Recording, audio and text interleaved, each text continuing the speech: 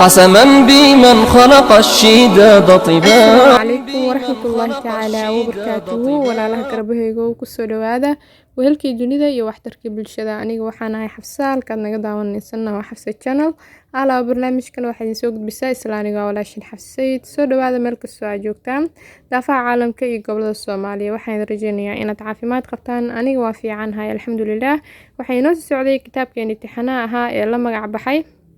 baro 100 xadiis hase yeeshee intaan u gudgalin darsigeena maanta ugu horeyn haddii ay tahay marka ugu horeysay aad channelka soo booqatay please subscribe saar haddii aad hore noo joogtaan like saar oo share gareey asxaabtaada oo la wadaag nabiga sallallahu alayhi wasallam wuxuu dhahay waxaad naftaada la jeceshahay la jeclo walaalkaaga haddii aad dhamaysato muuqaalkan daawashadiisa ilaawin ilaa like saarto kusoo dhawaada maanta iyo muuqaal cusub iyo darsigeennii 78aad biidhnillah بسم الله عن ابن عمر رضي الله عنهما قال رسول الله صلى الله عليه وآله وصحبه وسلم كل مسكر خمر وكل مسكر حرام عن ابن عمر رضي الله عنهما قال رسول الله صلى الله عليه وآله وصحبه وسلم نبي نبتقلين حريس كركي ساعتي وحودهاي كل مسكر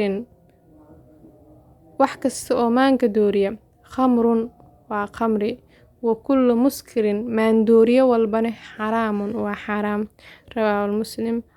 وحسوري إمام مسلم حديث كان معني ساعات يو بلارين هاي لكن وحو كترجمايا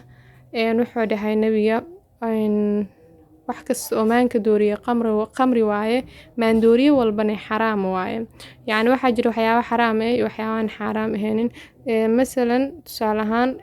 culimada waxay isku waafaqeen amba isku waafaqi laayeen inuu jaadka iyo sigaarka yahay xaraam laakiin aslan waxa wanaagsan in la iska dhaafo laakiin khamriga waa xaraam kan adduunka yaal kan aakhirada ma sheegayo jannada hadii aad gasho khamri ayaa yaalo khamrigaas iyo kan adduunka yaalana isku mid maahan إن شاء الله حرجينا حديث كان إنا واحد بدين كفاهم دونتان وشاركن دود أصحابتين والسلام عليكم ورحمة الله تعالى وبركاته استعن بالله ولا تعالى قسما بمن خلق الشداد طباقا.